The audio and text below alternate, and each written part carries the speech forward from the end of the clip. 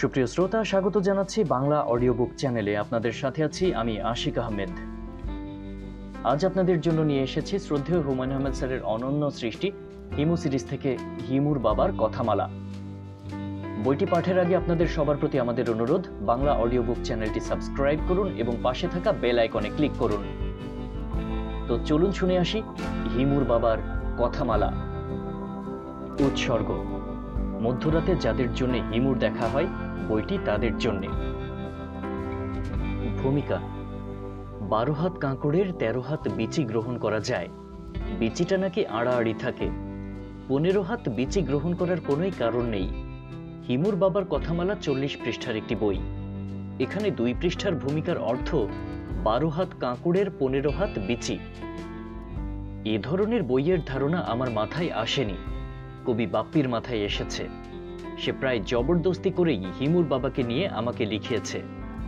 হিমুর বাবার প্রতি শ্রদ্ধাবোধ থেকে কাজটা করিয়েছে আমার তা মনে হয় না। তার মধ্যে বাণিজ্য বিষয়টা কাজ করেছে বলে আমার ধারণা। কবি সাহেব কিন্তু আবার একজন প্রকাশকও। আমি নিশ্চিত বাপ্পি কল্পনায় দেখছে বইমেলা শুরু হয়েছে, পাঠকরা লাইন বেঁধে কিনছে হিমুর বাবার কথামালা। স্বপ্ন দেখতে সবাই ভালোবাসে, কবিরা একটু বেশি ভালোবাসেন, এটাই স্বাভাবিক। মানব সম্প্রদায়ে স্বপ্ন দেখে না হিমুরা, তারা অন্যদের স্বপ্ন দেখায়। হিমুর বাবার কথামালা বইটি শুধুমাত্র হিমুরা পড়লেই ভালো হয়, অন্যরা, বিশেষ করে কিশোর কিশোরীরা যেন না পড়ে। তাদের মাথায় ভ্রান্তি ঢুকে যেতে পারে। ভ্রান্তি একবার ঢুকে গেলে তাকে বের করা বেশ কঠিন। আমি ভ্রান্তির চাষ করতে চাই না।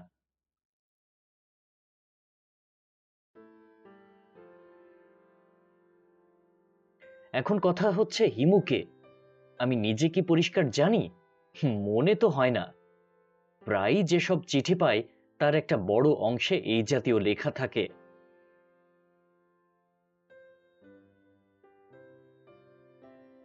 এক, স্যার, হিমু হইবার নিয়মাবলী দয়া করিয়া জানাইবেন। আমি একটি সিল্কের পাঞ্জাবি খরিদ করিয়াছি। আমার এক বন্ধু বলিয়াছে হিমুদের পাঞ্জাবি সুতি হইতে হইবে। এই বিষয়ে আপনার মূল্যবান মতামত জানাইয়া বাধিত করিবেন। 2, আঙ্কেল, আমার নাম নাসিমা, আমি 9ম শ্রেণীর ছাত্রী। আমার খুব ইচ্ছা আমি হিমু হব। মেয়েদের হিমু পোশাক কি? হলুদ পাঞ্জাবির সঙ্গে কি ওড়না পরব, নাকি হলুদ শাড়ি পরব? হলুদ শাড়ি পরলে মনে হবে গায়ে হলুদে যাচ্ছি। 3, হুমায়ুন সাহেব, আমার বড় ছেলে সম্প্রতি হিমু হয়েছে। সে হলুদ পাঞ্জাবি পরে খালি পায়ে রাস্তায় হাঁটাহাঁটি শুরু করেছে। গতকাল পা কেটে বাসায় ফিরেছে। তাকে টিটেনাস ইনজেকশন দেয়া হয়েছে। আমার বক্তব্য, আপনি লেখার মাধ্যমে কোমলমতিদের বিভ্রান্ত করে আনন্দ পান। একজন পিতা হিসেবে আপনার প্রতি অনুরোধ, এই কাজটি করবেন না। আমার অবস্থা হচ্ছে ভিক্ষা চায় না, হলুদ চিতাবাঘ সামলাও। জগতের সমস্ত হিমুরা ভালো থাকুক, এই শুভকামনা। হুমায়ুন আহমেদ, নুহাশপল্লী, গাজীপুর। হিমুর বাবার নাম কি? আমি কি হিমু বিষয়ক কোনো বইয়ে তার নাম বলেছি? মনে করতে পারছি না। ভদ্রলোক দেখতে কেমন তাও বলতে পারছি না। তার চেহারার বর্ণনা কি কোথাও করেছি? মনে হয় না। চরিত্রের চেহারা বর্ণনা সাধারণত আমি করি না। দায়িত্ব পাঠকের ওপর ছেড়ে দেই, তাদেরকে চেহারা কল্পনা করে নিতে দেই। আমার উপন্যাসের চরিত্ররা দেখতে কেমন তা জোর করে পাঠকের ওপর চাপিয়ে দেই না। এই পৃথিবীর মহান লেখকদের একজন দস্তয়েভস্কি তার তৈরি চরিত্রগুলোর ডিটেল বর্ণনা এমনভাবে দেন যে পাঠক চোখের সামনে চরিত্র দেখতে পান। ঔপন্যাসিক চার্লস ডিকেন্স এই কাজটি ভালো করেন, তাঁর চরিত্র বর্ণনা। লোকটির মুখ লম্বাটে, জোড়া ভুরু, কানে প্রচুর লোম, নাকের ঠিক নিচেই পেনি আকৃতির একটি লাল আঁচিল। আঁচিলে বড় বড় কয়েকটা কালো চুল আছে, এর মধ্যে একটা রং বাদামি। সেই চুল ঠোঁটের উপর ঝুলে থাকে। মুখের চামড়া কুঁচকানো, কালো তিলে ভর্তি, দাঁত নোংরা। একটি দাঁত সামান্য বড় বলে বের হয়ে থাকে। চোখ ব্রাউন, একটি চোখ অন্যটির চেয়ে সামান্য বড়। তিনি যখন কথা বলেন না তখনও অস্পষ্ট এক ধরনের শব্দ তার মুখ থেকে বের হয়। চরিত্র বর্ণনায় লেখক কোন টেকনিক ব্যবহার করবেন সেটা তাঁর ব্যাপার। আমার টেকনিকের কারণ কি এই যে আমি চেহারা কেমন তা নিয়ে মাথা ঘামাই না? চরিত্রের মানসিকতাই প্রধান হয়ে দাঁড়ায়। হতে পারে রূপবতী মেয়েদের রূপ বর্ণনা এক কথায় সেরে ফেলি, মেয়েটি অসাধারণ রূপবতী, অসাধারণ কোনো অর্থে তা ব্যাখ্যা করা হয় না। রূপ বর্ণনা ব্যাখ্যা না করা বা ব্যাখ্যা করতে না পারা কি একটি বড় ধরনের ত্রুটি না? নায়িকাদের রূপ বর্ণনার নির্ধারিত নিয়ম, সেট রুলস আছে, যেমন পটল চেরা চোখ, বাঁশির মতো নাক ইত্যাদি। আমি পটল চিরে তাকিয়ে দেখে ধাক্কার মতো খেয়েছি। কেন চোখের বর্ণনায় এই সবজি চলে এসেছে আল্লাহ পাকি জানেন। হরিণের মতো চোখের কথাও উপমায় ব্যবহার হয়। নুহাসপল্লীতে একসময় প্রচুর হরিণ ছিল, তাদের চোখের শেষ অংশ বড়শির মতো বাঁকানো। সেখানে কোনো সৌন্দর্য নেই। গরুর বড় বড় চোখে তাও কিছুটা সৌন্দর্য আছে, তবে মেয়েদের চোখের তুলনা মেয়েদের চোখের সঙ্গেই হওয়া বাঞ্ছনীয়। ওই যে সুনীলের কবিতা, একটি গোলাপ ফুটেছিল গোলাপের মতো। প্রস্তাবনা বন্ধ থাকুক, হিমুর বাবার কাছে ফিরে যায়। পাঠক আসুন, আমরা সবাই মিলে তার বাবার অবয়ব দাঁড় করাই। প্রসেস অব এলিমিনেশনের মাধ্যমে চেহারা দাঁড়া করানো, অনেক না অতিক্রমের পর হ্যাঁতে পৌঁছানো। ভদ্রলোকটি কি বেঁটে? অবশ্যই না। ভদ্রলোক কি থলথলে মোটা? অবশ্যই না। ভদ্রলোকের মাথায় কি টাক? অবশ্যই না। কুৎসিত দর্শন? না। গায়ে রং কুচকুচে কালো? না। পান খাওয়ার কারণে দাঁত কি লাল হয়ে থাকে?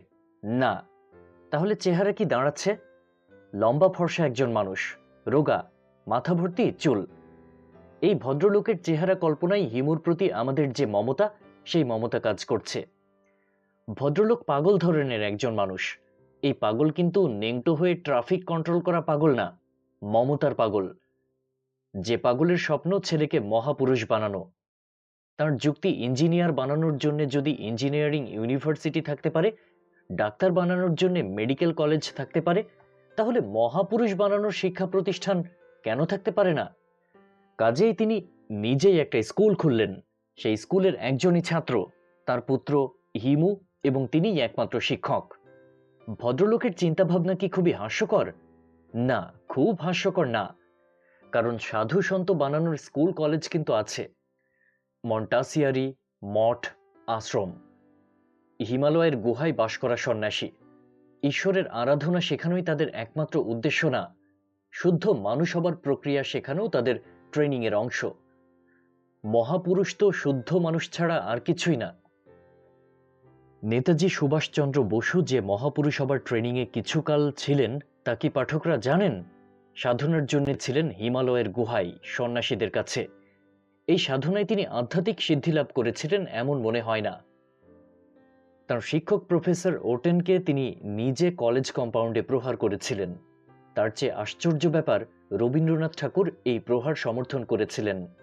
রবীন্দ্রনাথ লিখলেন, বিদেশি অধ্যাপকের কাছ থেকে দেশ, জাতি ও ধর্মের অপমানের কথা শুনলে ছাত্ররা অসহিষ্ণুতা প্রকাশ করবেই, না করলেই বরঞ্চ লজ্জা ও দুঃখের কথা।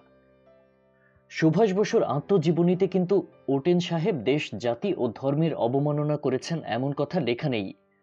ছাত্রদের সঙ্গে তার ধারাবাহিক দুর্ব্যবহারের কথা বলা আছে। অধ্যাপক ওটেন সুভাষ বসুর উদ্দেশ্যে একটি কবিতা লিখেছিলেন। তাকে তিনি লিখেন, সুভাষ তার প্রতি সুবিচার করেননি, তিনি ছাত্রদের দেশপ্রেমকে শ্রদ্ধার চোখে দেখেন। অধ্যাপক আনিসুজ্জামান, অনুকরণীয়, ঈদ সংখ্যা 2008, সাপ্তাহিক।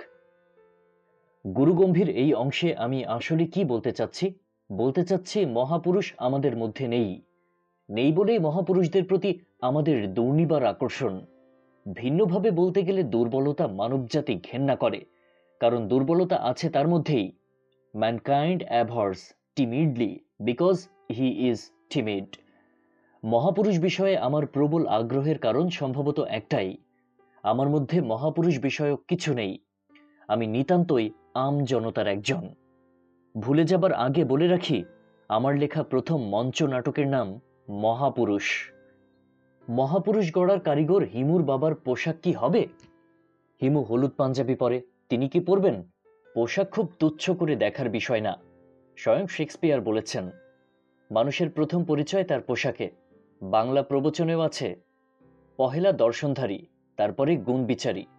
দর্শনধারী হতে হলে সেরকম পোশাক লাগবে, গামছা পরে দর্শনধারী হওয়া যাবে না। পরিধেয় বস্ত্র নিয়ে শেখ সাদির বিখ্যাত শায়েরও আছে। পোশাক যথাযথ না হওয়ায় রাজসভাতে শেষের দিকে তাকে বসতে দেওয়া হয়েছিল। কবি অভিমান থেকে লিখলেন, রাজসভাতে এসেছিলাম, বসতে দিলে পিছে, সাগর জলে সুপ্ত ভাসে, মুক্ত থাকে নিচে। আমি আমার জীবনে পোশাককে কখনোই গুরুত্বপূর্ণ মনে করিনি। ইস্ত্রিবিহীন কুচকানো শার্ট, তার সঙ্গে স্পঞ্জের স্যান্ডেল পরে বড় কোনো অনুষ্ঠানে যেতে কখনোই সমস্যাবোধ করিনি। তবে একবার মহা বিপদে পড়েছিলাম। সেই বিপদ নিয়ে ঢাকা ক্লাবের ম্যাগাজিনের রমনা সুবর্ণ জয়ন্তী সংখ্যায় একটা লেখাও লিখেছিলাম। লেখাটি আমি আমার অনুমতিক্রমে আবার ছাপছি, কারণ মহাপুরুষ গড়ার কারিগরের পোশাক নির্বাচনের আগে লেখাটা পড়া থাকলে ভালো হবে। বাঙালির ঢাকা ক্লাব দর্শন। আমার দীর্ঘ জীবনের পুরনো বন্ধুদের একজনের নাম জুয়েল আইস। পুরনো বন্ধুদের সঙ্গে আমার ব্যবহার একটু অদ্ভুত। আমি কখনোই তাদের টেলিফোন করি না, বাসায় আসতে বলি না, রোগে শোকে খবর দেই না, ব্যাপারটা ভাইস ভার্সা। তারাও নেন না। একদিন হঠাৎ জুয়েল আইসের টেলিফোন। তিনি বললেন, আপনাকে একটা জায়গায় নিমন্ত্রণ করতে চাচ্ছি, আপনি কি আসবেন? আমি বললাম, অবশ্যই। জায়গাটা কোথায়? ঢাকা ক্লাবে। ভাই, আমি তো ঢাকা ক্লাবের মেম্বার না, আমাকে ঢুকতে দেবে না। জুয়েল আইস বললেন, ক্লাবে আলাদা আলাদা ঘর আছে, এসব ঘর ভাড়া নেওয়া যায়, সেখানে অতিথিরা যেতে পারেন। আমি বললাম, দিনক্ষণ বলুন, যথাসময়ে উপস্থিত থাকব। কোনো উপলক্ষ কি আছে? উপলক্ষ আছে। জুয়েল আইস উপলক্ষ ব্যাখ্যা করলেন। তাঁর এক বন্ধু এসেছেন কলকাতা থেকে, নাম রঞ্জন সেনগুপ্ত। ভদ্রলোক একজন শিল্পপতি। তিনি লেখক হুমায়ুন আহমেদের কিছু রচনা পাঠ করেছেন। তার শখ লেখকের সঙ্গে কথা বলবেন। আমি নির্দিষ্ট দিনে ঢাকা ক্লাবের রিসেপশন রুমে উপস্থিত হলাম। জুয়েল আইস তাঁর বন্ধুকে নিয়ে আগেই উপস্থিত। রিসেপশনের যিনি প্রধান, তিনি কেমন অদ্ভুত চোখে তাকাচ্ছেন। প্রথমে মনে হলো লেখককে চিনতে পারার আনন্দের জন্যই তার চোখের দৃষ্টি অদ্ভুত লাগছে। কিছুক্ষণের মধ্যেই আমার ভুল ভাঙল।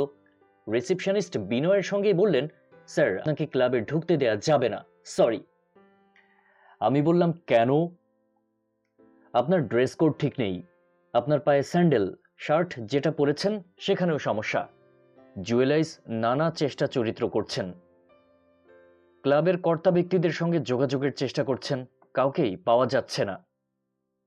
আমি বুঝতে পারছি, আমাকে দেখাচ্ছে লেবেন্ডেসের মতো। গায়ে ইস্ত্রিবিহীন কোঁচকানো শার্ট, পায়ে স্যান্ডেল, স্যান্ডেলের আয়ু শেষ পর্যায়ে, যে কোনো সময় চামড়ার ফিতা খুলে সে রিটায়ারমেন্টে চলে যাবে। আমার সামনে রিসেপশনের একজন একজোড়া জুতা এনে রাখল। সেই জুতা গামা পালোয়ানের পায়েরও 3-4 সাইজ বড়। আমাকে বলা হলো, এই জুতা পরে ঢুকে যান। আমি বললাম, অন্যের জুতা পরে কেন ঢুকবো? খালি পায়ে কি ঢুকতে পারি? আমার খালি পায়ে ঢুকতে আপত্তি নেই। আমার উপন্যাসের এক চরিত্র হিমু খালি পায়ে প্রধানমন্ত্রীর সঙ্গে দেখা করতে গিয়েছিল।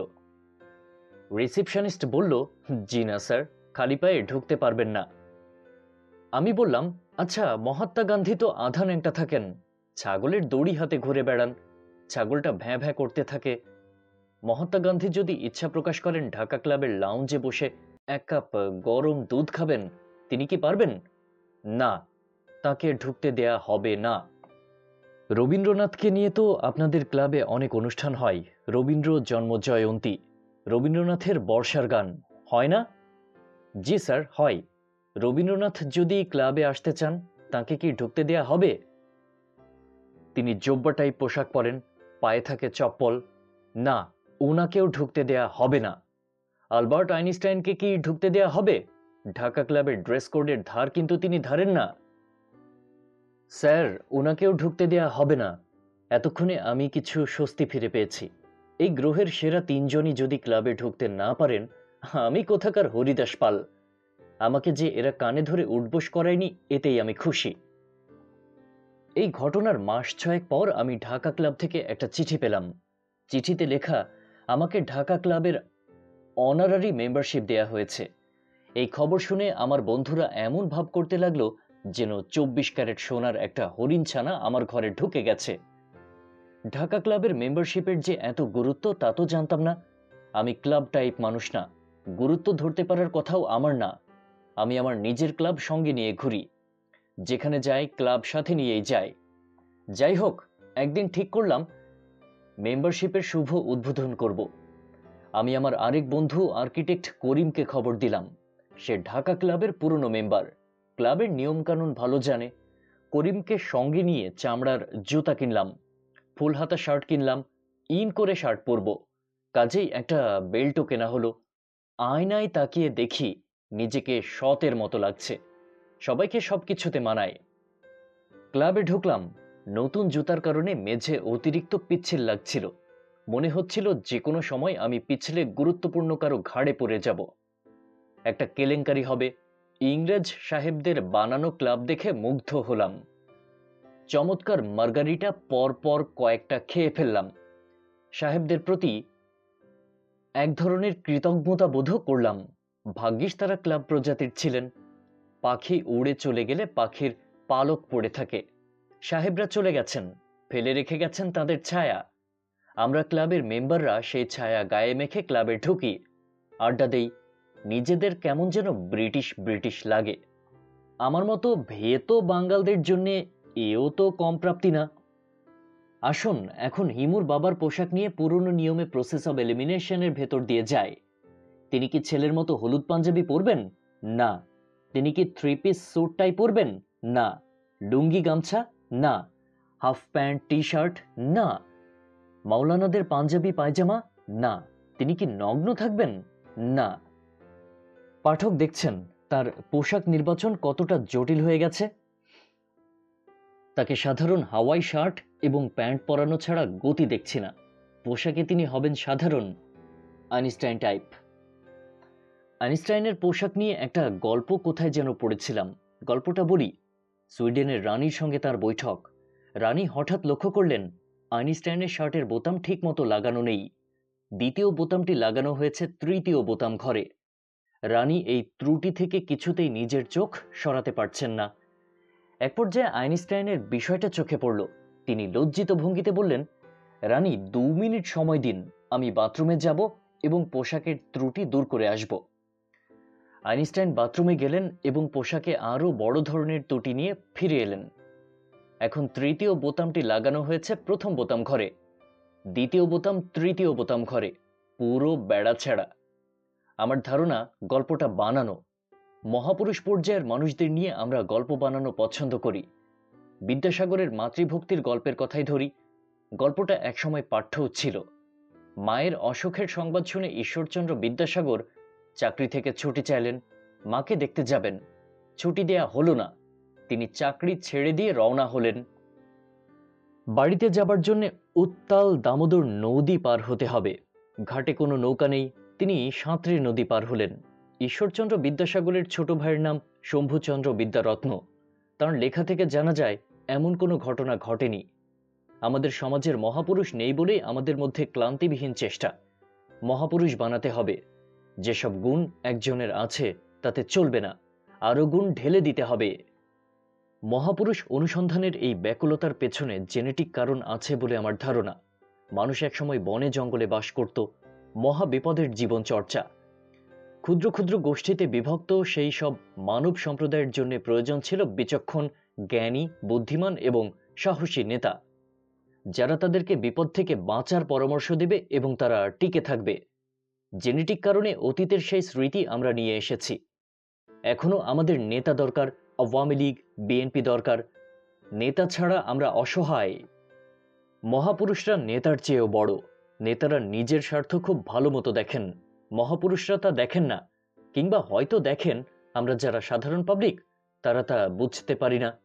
খ্রিস্টান ধর্মে না করার একটি প্রক্রিয়া আছে। সেইন্ট অর্থ মহাসাধক, মহাপুরুষ। আমাদের পরিচিত মাদার তেরেসাকে তাঁর মৃত্যুর পর সেইন্ট ঘোষণা করা হয়েছে। পাঠক কি জানেন শেষ বয়সে মাদার তেরেসার গভীর ঈশ্বর বিশ্বাসে চিড় ধরেছিল? তিনি অসহায় বোধ করছিলেন। সেই সময় তিনি পোপ বেনেডিক্টকে বেশ কিছু চিঠি দিয়েছিলেন। চিঠির বিষয়বস্তু ঈশ্বরের অস্তিত্বে সন্দেহ। তিনি চিঠিগুলি নষ্ট করে দেবার নির্দেশও দিয়েছিলেন। সেপ্টেম্বর 7 তারিখ 2007-এ তাঁর কিছু চিঠি প্রকাশিত হয়।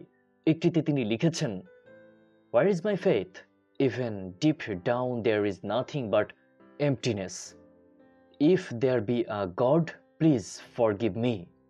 অন্য আরেকটি চিঠিতে লিখলেন, I feel just that terrible pain of loss of God not wanting me, of God not being God, of God not really existing.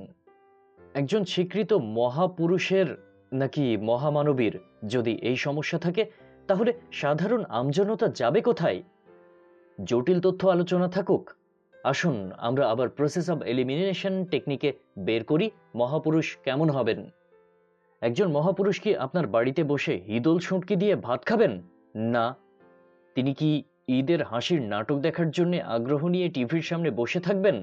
না। তিনি এক সেট সস্তা গ্লাস রঙিন কাগজে মুড়ে বিয়ের দাওয়াত খেতে যাবেন? না। তিনি কি যথাসময়ে একটি তরুণী বিয়ে করবেন এবং বাসর রাতের কর্মকাণ্ডে অংশ নেবেন? না। তাহলে কি এই দাঁড়াচ্ছে না যে মহাপুরুষ আমাদের মতো কেউ না, সম্পূর্ণ ভিন্ন কিছু? সেই ভিন্নটা কি তাও পরিষ্কার না। যে বস্তুর অস্তিত্বই নেই, বস্তু সম্পর্কে ধারণা করাও তো অসম্ভব। আমরা যখন ভূতের বা রাক্ষসের ছবি আঁকি, সেই ভূতটা দেখতে হয় মানুষের কাছাকাছি কিংবা আমাদের দেখা পশুর কাছাকাছি। তার শিং থাকতে পারে, আমরা অনেক শিংওয়ালা পশু দেখেছি। গা ভর্তি কাটা থাকতে পারে, সজারু।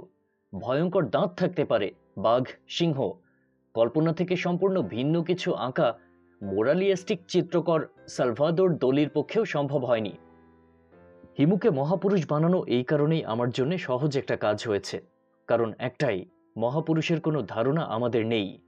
হিমু নিতান্তই ঘরোয়া এক ছেলে, যে শুঁটকির সঙ্গে বেগুনের তরকারি দিয়ে আগ্রহের সঙ্গে পেট ভর্তি করে ভাত খাবে, ভাত খাবার পর তর্জনীতে চুন লাগিয়ে পান খাবে, পানের পিক ফেলবে। সম্প্রতি হিমুকে নিয়ে ছোট্ট একটা ঝামেলায় পড়েছি। ঝামেলাটা তৈরি করেছেন আমার মা। তার বয়স এখন 80, কিডনি অকেজো, ওষুধপত্র দিয়ে কোনো রকমে সচল রাখা হয়েছে। হার্টের অবস্থাও দুর্বল, বাইপাস করানো হয়েছে। প্রায় ফুসফুসে পানি আসে, হাসপাতালে পাঠিয়ে ঠিক করে আনা হয়। এক সকালে তাকে নিয়ে নাস্তা খাচ্ছি, তিনি হঠাৎ বললেন, হিমুকে ভালো মেয়ে দেখে বিয়ে দিয়ে দে। আমি নাস্তা খাওয়া বন্ধ করে বললাম, হিমুকে বিয়ে দিতে বলছেন? মা বললেন, হ্যাঁ, বেচারা কতদিন একা একা ঘুরবে, আমার নিজেরও বয়স হয়েছে, হিমুর বিয়ে খেয়ে যায়। পাঠক কি সমস্যাটা বুঝতে পারছেন? হিমু রিয়েলিটির অংশ হয়ে যাচ্ছে। একদিন হয়তো আমি নিজেই হলুদ রঙের একটা কার্ড পাবো, হিমুর বিয়ের কার্ড। বিডিআরের দরবার হলে আয়োজন করে বিয়ে। কে জানে, আমার মা হিমু পত্নীর জন্য হলুদ সিল্কের শাড়ি নিয়ে বিয়ে খেতে চলে যেতেও পারেন। থাকুক হিমু প্রসঙ্গ, তার বাবা মার কাছে ফিরে যায়। হিমুর মার তেমন কোনো উল্লেখ কোনো বইতেই নেই। ভদ্রমহিলা রূপবতী ছিলেন। আমার উপন্যাসের সব নারী চরিত্রই রূপবতী। মেয়েদের রূপ দেবার ব্যাপারে আমার কোনো কার্পণ্য নেই। এই মহিলা হিমুর জন্মের পরপরই মারা যান। তার মৃত্যু স্বাভাবিক ছিল না, তার স্বামী কিছু কলকাঠি নেড়েছেন। হিমুর বাবা একা হিমুকে মানুষ করতে চেয়েছেন, নিজের পরিকল্পনায় পুত্রকে বড় করতে চেয়েছেন। মা বেঁচে থাকলে এটা কখনো হয়তো সম্ভব হতো না, কাজেই হত্যাকাণ্ড। হিমুর বাবাকে আমরা কি ভয়ঙ্কর ক্রিমিনাল বলবো, নাকি একজন হিমু তৈরির জন্য তার অপরাধ ক্ষমা করব? বিচারের দায়িত্ব পাঠকদের। হিমুর বাবার কথামালা সংকলিত করা হলো, হিমুর প্রতি তাঁর উপদেশের সংকলন। এই উপদেশ সার্বজনীন নয়, শুধু হিমুর প্রতি প্রযোজ্য। ময়ূরাক্ষী। আমার বাবা তার খাতায় আমার জন্য যেসব উপদেশ লিখে রেখে গেছেন, তার মধ্যে একটা শিরোনাম হচ্ছে নির্লিপ্ততা। তিনি লিখেছেন, পৃথিবীর সকল মহাপুরুষ এবং মহাজ্ঞানীরা এই জগৎকে মায়া বলিয়া অভিহিত করিয়াছেন। আমি আমার ক্ষুদ্র চিন্তা ও ক্ষুদ্র বিবেচনায় দেখিয়াছি আসলেই মায়া। স্বামী ও স্ত্রীর প্রেম যেমন মায়া, বই কিছুই নয়। ভ্রাতা ও ভগ্নীর স্নেহ সম্পর্কও তাই। যে কারণে স্বার্থে আঘাত লাগিবা মাত্র স্বামী স্ত্রীর প্রেম বা ভ্রাতা ভগ্নীর ভালোবাসা কর্পূরের মতো উড়িয়া যায়। কাজেই তোমাকে পৃথিবীর সর্ববিষয়ে পুরোপুরি নির্লিপ্ত হইতে হইবে। কোনো কিছুর প্রতি তুমি যেন আগ্রহ বোধ করিবে না, আবার অনাগ্রহও বোধ করিবে না। মানুষ মায়ার দাস, সেই দাসত্ব শৃঙ্খল তোমাকে ভাঙিতে হইবে। মানুষের অসাধ্য কিছুই নাই, চেষ্টা করিলে তুমি তা পারিবে। তোমার ভিতরে সেই ক্ষমতা আছে। সেই ক্ষমতা বিকাশের চেষ্টা আমি তোমায় শৈশবেই করিয়াছি। একই সঙ্গে তোমাকে আদর এবং অনাদর করা হইয়াছে। মাতার প্রবল ভালোবাসা হইতেও তুমি বঞ্চিত হইয়াছ। এই সমস্তই একটি বড় পরীক্ষার অংশ। এই পরীক্ষায় সফলকামও হইতে পারিলে প্রমাণ হইবে যে ইচ্ছা করিলে মহাপুরুষদের এই পৃথিবীতে তৈরি করা যায়। যদি একটি সাধারণ কুকুরকেও যথাযথ প্রশিক্ষণ দেওয়া যায়, সেই কুকুর শিকারী কুকুরে পরিণত হয়। একজন ভালো মানুষ পরিবেশের চাপে ভয়াবহ খুনিতে রূপান্তরিত হয়। যদি তাই হয়, তবে কেন আমরা আমাদের ইচ্ছা অনুযায়ী মানব সম্প্রদায় তৈরি করিতে পারিব না? উপদেশ নম্বর 11, সৃষ্টিকর্তার অনুসন্ধান। সৃষ্টিকর্তার অনুসন্ধান করিবে, ইহাতে আত্মার উন্নতি হইবে। সৃষ্টিকর্তাকে জানা এবং আত্মাকে জানা একই ব্যাপার। স্বামী বিবেকানন্দের একটি উক্তি এই প্রসঙ্গে স্মরণ রাখিও। বহুরূপে সম্মুখে তোমার, ছাড়ি কোথা খুঁজিছ ঈশ্বর? দরজার ওপাশে। ঘুমাইয়া রাত নষ্ট করিও না। দিনে নিদ্রা যাইবে, রাত কাটাইবে অনিদ্রায়। কারণ রাত্রি আত্ম অনুসন্ধানের জন্য উত্তম। জগতের সকল পশু নিশি যাপন করে, পশু মাত্রই নিশাচর। মানুষ এক অর্থে পশু, নিশি যাপন তার অবশ্য কর্তব্যের একটি। হিমু, হে মানব সন্তান, তুমি তোমার ভালোবাসা লুকাইয়া রাখিও। তোমার পথের মানুষদের সহিত তুমি রূঢ় আচরণ করিও, যেন সে তোমার স্বরূপ কখনো বুঝিতে না পারে। মধুর আচরণ করিবে দুর্জনের সঙ্গে। নিজেকে অপপ্রকাশ রাখার ইহাই প্রথম পাঠ। পারাপার। তোর ঘুমুলে চলবে না। মহাপুরুষদের সবকিছু জয় করতে হয়। ক্ষুধা, তৃষ্ণা, ঘুম। ঘুম হচ্ছে দ্বিতীয় মৃত্যু। সাধারণ মানুষ ঘুমায়, অসাধারণরা জেগে থাকে। হিমুর হাতে কয়েকটি নীলপদ্ম। হিমালয়, তুমি ৮ বর্ষে পদার্পণ করিয়াছ। আমার অভিনন্দন। ৮ বর্ষকে গুরুত্বের সঙ্গে বিবেচনা করা হয়। এই বয়সে নারী ও পুরুষ যৌবন প্রাপ্ত হয়। তাহাদের চিন্তা চেতনায় ব্যাপক পরিবর্তন হয়। এই পরিবর্তনের ফল শুভ যেমন হয়, মাঝে মাঝে অশুভও হয়। প্রিয় পুত্র, তোমাকে আজ আমি তরুণ তরুণীর আকর্ষণের বিষয়ে আমার দীর্ঘদিনের চিন্তার ফসল বলিতে চাই। মন দিয়া পাঠ করো। তরুণ তরুণীর আকর্ষণের সমগ্র বিষয়টাই পুরোপুরি জৈবিক। ইহা পশুধর্ম। এই আকর্ষণের ব্যাপারটিকে আমরা নানাভাবে মহিমান্বিত করিবার চেষ্টা করিয়াছি। প্রেম নিয়া কবি সাহিত্যিকরা মাতামাতি করিয়াছেন। চিত্রকররা প্রেমিক প্রেমিকার ছবি অঙ্কন করিয়াছেন। গীতিকাররা গান রচনা করিয়াছেন। গায়করা সেই গান নানান ভঙ্গিমায় গাহিয়াছেন। প্রিয় পুত্র, প্রেম বলিয়া জগতে কিছু নাই। ইহা শরীরের প্রতি শরীরের আকর্ষণ। এই আকর্ষণ প্রকৃতি তৈরি করিয়াছেন, যাহাতে তাহার সৃষ্টি বজায় থাকে। নরনারীর মিলনে শিশু জন্মগ্রহণ করিবে, প্রকৃতির সৃষ্টি বজায় থাকিবে। একই আকর্ষণ প্রকৃতি তাহার সমস্ত জীব জগতে তৈরি করিয়াছেন। আশ্বিন মাসে কুকুরের শরীর 2 দিনের জন্য উত্তপ্ত হয়। সে তখন কুকুরের সঙ্গের জন্য প্রায় উন্মত্ত আচরণ করে। ইহাকে কি আমরা প্রেম বলিব? প্রিয় পুত্র, মানুষ ভান করিতে জানে, পশু জানে না। এই একটি বিষয় ছাড়া মানুষের সঙ্গে পশুর কোনো তফাৎ নাই। যদি কখনো কোনো তরুণীর প্রতি তীব্র আকর্ষণ বোধ করো, তখন অবশ্যই তুমি সেই আকর্ষণের স্বরূপ অনুসন্ধান করিবে। দেখিবে আকর্ষণের কেন্দ্রবিন্দু তুচ্ছ শরীর। শরীর যেহেতু নশ্বর, সেহেতু প্রেমও নশ্বর। প্রিয় পুত্র, তোমাকে অনেক দূর যাইতে হইবে। ইহা স্মরণ রাখিয়া অরহইয়। প্রকৃতি তোমার সহায় হোক, এই শুভ কামনা। প্রিয় পুত্র, মানুষ মায়াবদ্ধ জীব। মায়ায় আবদ্ধ হওয়াই তাহার নিয়তি। তোমাকে আমি মায়ামুক্ত হওয়ার প্রক্রিয়ার ভিতর দিয়া বড় করিয়াছি। তারপরেও আমার ভয়, একদিন ভয়ঙ্কর কোনো মায়ায় তোমার সমস্ত বোধ, সমস্ত চেতনা আচ্ছন্ন হইবে। মায়া কূপ বিশেষ। সে কূপের গভীরতা মায়ার যে আবদ্ধ হইবে, তাহার মনের গভীরতার উপর নির্ভরশীল। আমি তোমার মনের গভীরতা সম্পর্কে জানি, কাজে ভয় পাইতেছি। কখন না তুমি মায়া নামক অর্থহীন কূপে আটকা পড়িয়া যাও। যখনই এইরূপ কোনো সম্ভাবনা দেখিবে, তখনই মুক্তির জন্য চেষ্টা করিবে। মায়া নামক রঙিন কূপে পড়িয়া জীবন কাটানোর জন্য তোমার জন্ম হয় নাই। তুমি আমার সমগ্র জীবনের সাধনাকে নষ্ট করিও না। আমি আমার অপ্রকৃতিস্থ পিতার সমগ্র জীবনের সাধনাকে নষ্ট করিনি। আমি যখনই মায়ার কূপ দেখেছি, তখনই দূরে সরে গেছি। দূরে সরার প্রক্রিয়াটি কত যে কঠিন, তা কি আমার অপ্রকৃতিস্থ দার্শনিক পিতা জানতেন? মনে হয় জানতেন না। জানলে মায়ামুক্তির কঠিন বিধান রাখতেন না। হিমুর দ্বিতীয় প্রহর, ভয় বিষয়ক উপদেশ। একজন মানুষ তার জীবনে অসংখ্যবার তীব্র ভয়ের মুখোমুখি হয়, তুমিও হইবে, ইহাই স্বাভাবিক। ভয়কে পাশ কাটাইয়া যাইবার প্রবণতাও স্বাভাবিক প্রবণতা, তুমি অবশ্যই তা করিবে না। ভয় পাশ কাটাইবার বিষয় নহে, ভয় অনুসন্ধানের বিষয়। ঠিকমতো এই অনুসন্ধান করিতে পারিলে জগতের অনেক অজানা রহস্য সম্পর্কে অবগত হইবে।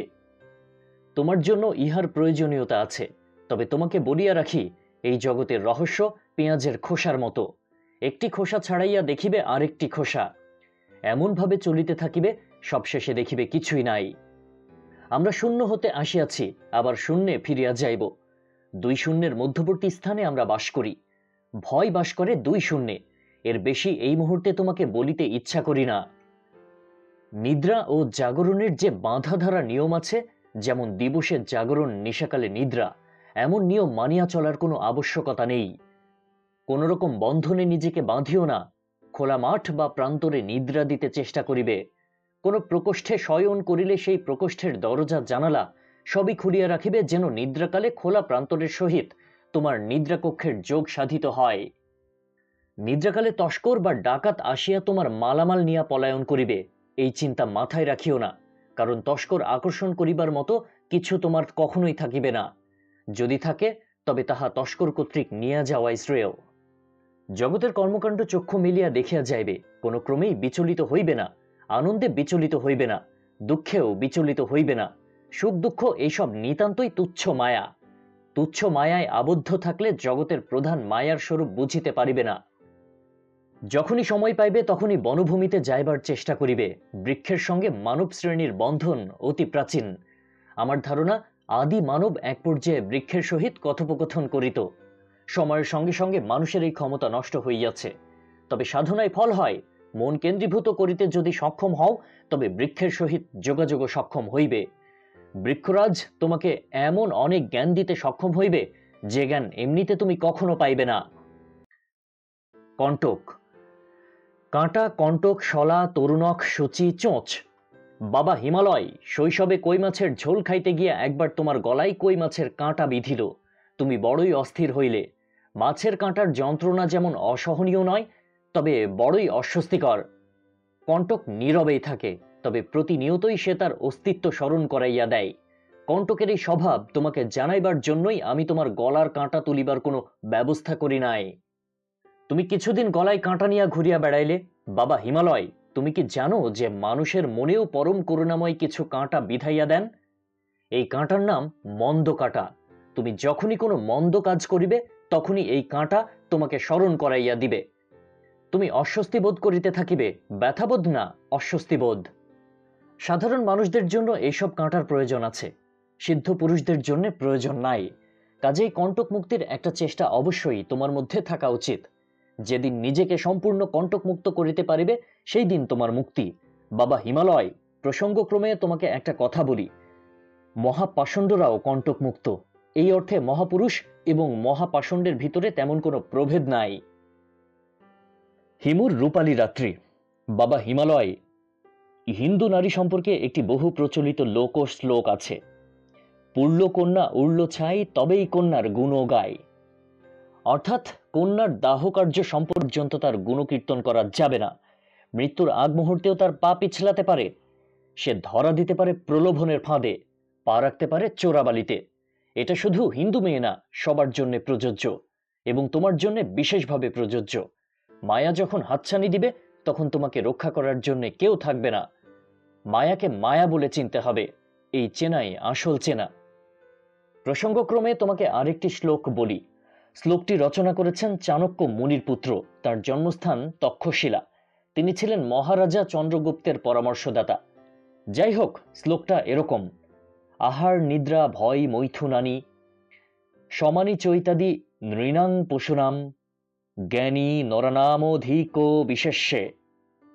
আহার নিদ্রা ভয় মৈথুন পশু এবং মানুষদের ভেতর সমানভাবে বিদ্যমান, কিন্তু মানুষ জ্ঞানী, আর এখানেই তার বিশিষ্টতা। চাণক্যের এই শ্লোক সব মানুষের জন্য প্রযোজ্য, কিন্তু তোমার জন্য নয়। পশু এবং মানুষের ভেতরে যা সমভাবে বিদ্যমান, তোমাকে তা থেকে আলাদা করবার চেষ্টা আমি করিয়েছি। কতটুকু সফল হয়েছে আমি জানি না, তবে আমার ধারণা আমার সারা জীবনের সাধনা বিফলে যাবে না। তুমি সন্ধান পাবে পরম আরাধ্যের।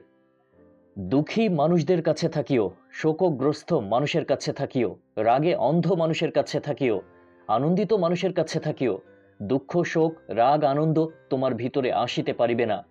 কিন্তু কদাচ বিরক্ত মানুষের কাছে থাকিও না, বিরক্ত মানুষ ভয়ঙ্কর। একজন হিমু কয়েকটি ঝিঁঝি পোকা। হাস্যমুখী মানুষের দিকে ভালো মতো তাকাইও, অনেক কিছু শিখিতে পারিবে।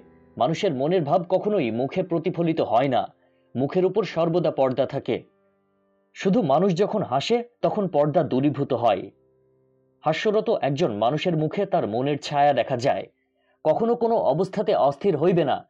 পৃথিবী সূর্যের চারদিকে ঘূর্ণায়মান, এই ঘূর্ণিতে তুমি কখনো অস্থিরতা পাইবে না। তুমি পৃথিবীর স্বভাব ধারণ করিবে। মানুষ বাদ্যযন্ত্রের মতো, সেই বাদ্যযন্ত্র নিয়ত সঙ্গীত তৈরি করে। অস্থির বাদ্যযন্ত্র সঙ্গীত সৃষ্টিতে অক্ষম, কাজেই তোমার জন্য অস্থিরতা নিষিদ্ধ ঘোষণা করা হইল। আমি জানি ইহা জগতের কঠিনতম কর্মসমূহের একটি। বাবা হিমু, কাউকে কাউকে তো কঠিনতম কর্মগুলি করিতে হইবে। বাবা হিমালয়, তোমাকে বাস করিতে হইবে অনেকের মধ্যে। লক্ষ্য রাখিও, সেই অনেকের কেউই যেন তোমাকে কখনো চালাক বা বুদ্ধিমান মনে না করে।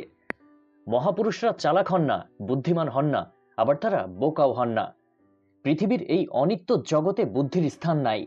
বুদ্ধি দ্বারা এই জগৎ বুঝিবার চেষ্টা করিবে না, চেতনা দ্বারা বুঝিবার চেষ্টা করিবে। বুদ্ধি চেতনাকে নষ্ট করে।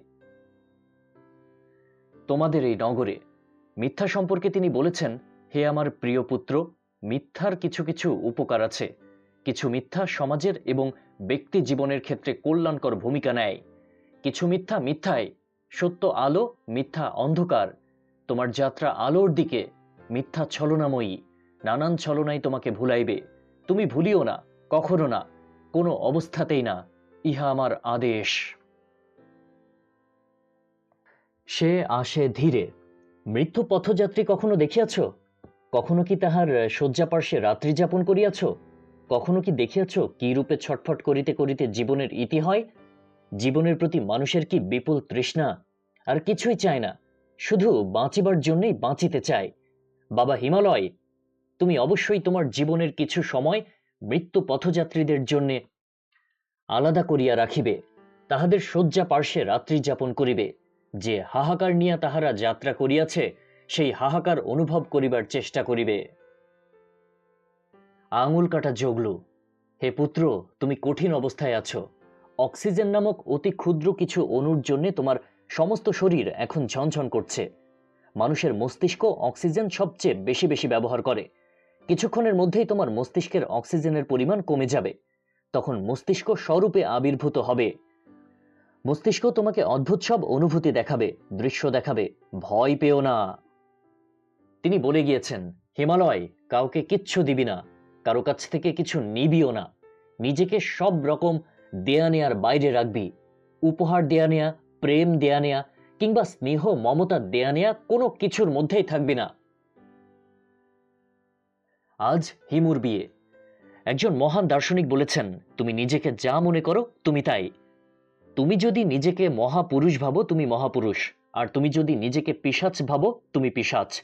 যে মহান দার্শনিক এই কথা বলেছেন তার নাম জানতে পারি? তিনি আমার বাবা। মহাপুরুষ বানাবার তিনি একটি স্কুল খুলিয়াছিলেন। তিনি একটি স্কুল চালাতেন। আমি সেই স্কুলের ছাত্র। তবে দুঃখের বিষয় হচ্ছে গ্র্যাজুয়েশনের আগেই বাবা মারা গেলেন। হিমু রিমান্ডে।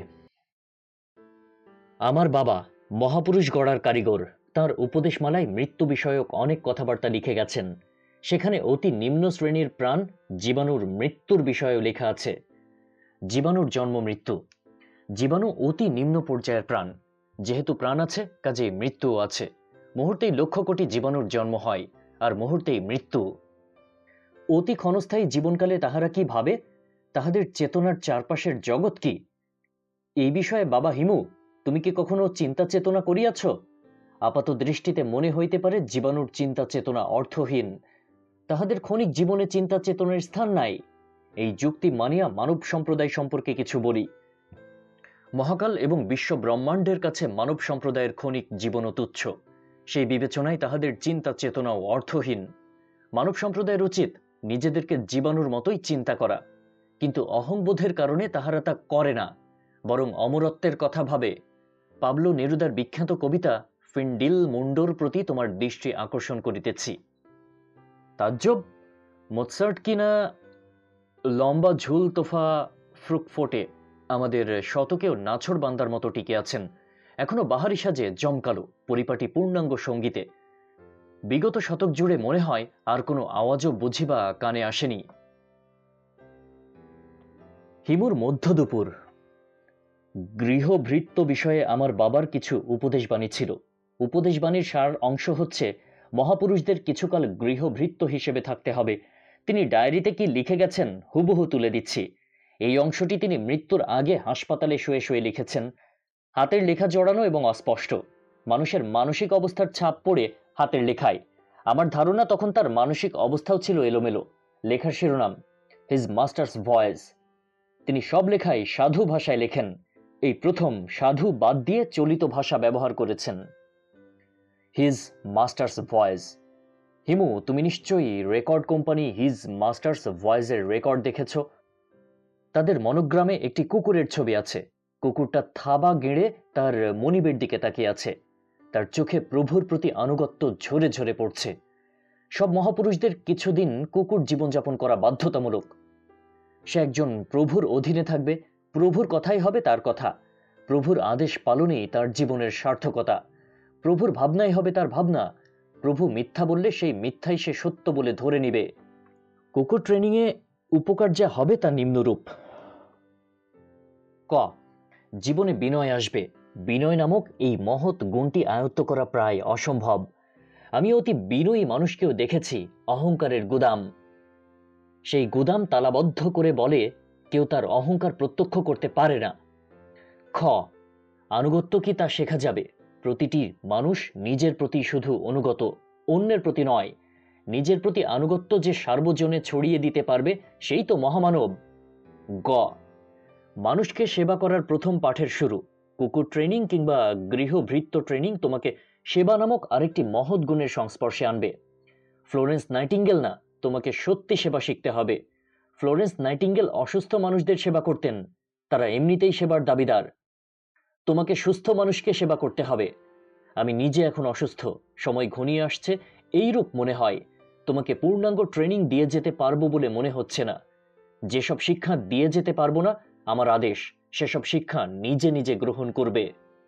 এখন অন্য বিষয়ে কিছু কথা বলি। গত পরশু দুপুরে আমি তোমার মাকে স্বপ্নে দেখেছি। স্বপ্ন মোটেই গুরুত্বপূর্ণ কিছু না।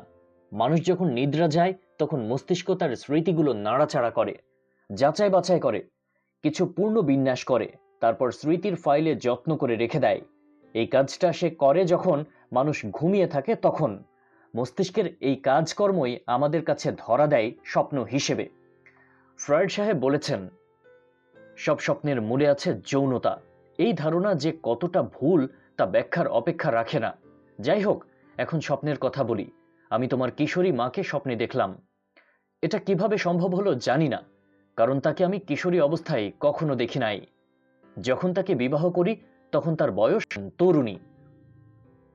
আমি দেখলাম সে তার গ্রামের বাড়িতে কুয়ার পাড়ে বসে আছে। তার সামনে এক বালতি পানি, সে চোখে মুখে পানি দিচ্ছে। তোমার মা অতি রূপবতীদের একজন।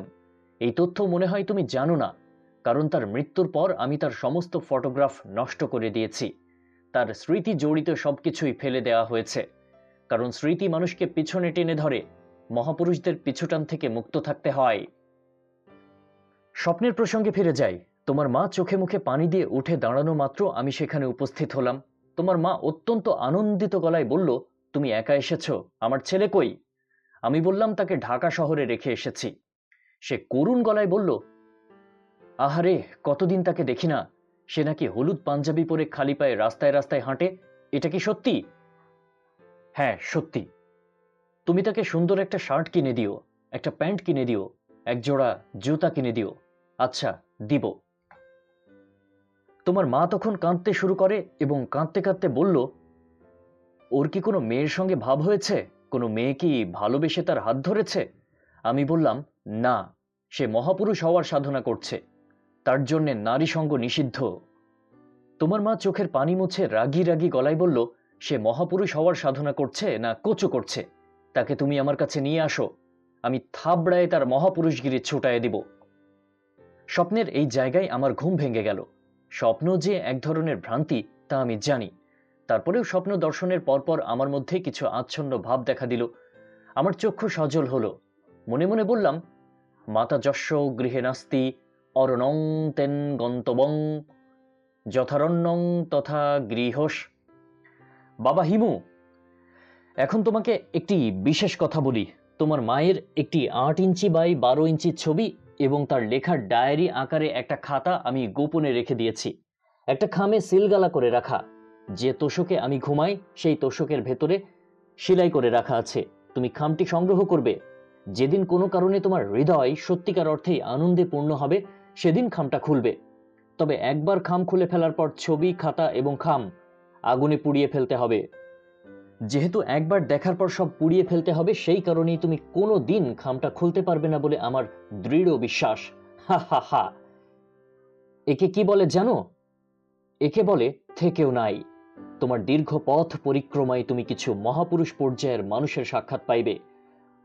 অতি অবশ্যই তুমি তাহাদের নিকট হইতে সহস্র হাত দূরে থাকিবে, কারণ মহাপুরুষদের আকর্ষণী ক্ষমতা প্রবল। একবার তাহাদের আকর্ষণী ক্ষমতার ভিতর পড়িলে আর বাহির হইতে পারিবে না। তাহাদের বলয়ের ভিতর থাকিয়া তোমাকে চক্রাকার ঘুরিতে হইবে। ইহা আমার কাম্য নয়। পাদটিকা। হিমুর বাবা জীবনের শেষ প্রান্তে এসে তাঁর মৃত স্ত্রীর প্রতি গভীর মমতা অনুভব করেছেন। আমি মানুষটাকে ক্ষমা করেছি।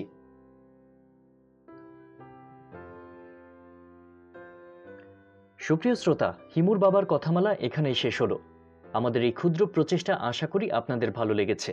পড়ার সময় যদি কোনো ভুল ত্রুটি হয়ে থাকে তাহলে ক্ষমাসুলভ দৃষ্টিতে দেখবেন। শ্রদ্ধেয় হুমায়ুন আহমেদ স্যারের অন্যান্য সব লেখা নিয়ে আমাদের আয়োজন চলমান থাকবে। নিয়মিত আপডেট পেতে আমাদের বাংলা অডিও বুক চ্যানেলটি সাবস্ক্রাইব করুন এবং পাশে থাকা বেল আইকনে ক্লিক করুন। এখনকার মতো বিদায় নিচ্ছি আমি আশিক আহমেদ। দেখা হচ্ছে পরবর্তী কোনো পরিবেশনায়। সে পর্যন্ত সবাই ভালো থাকুন, সুস্থ ও সুন্দর থাকুন। ধন্যবাদ।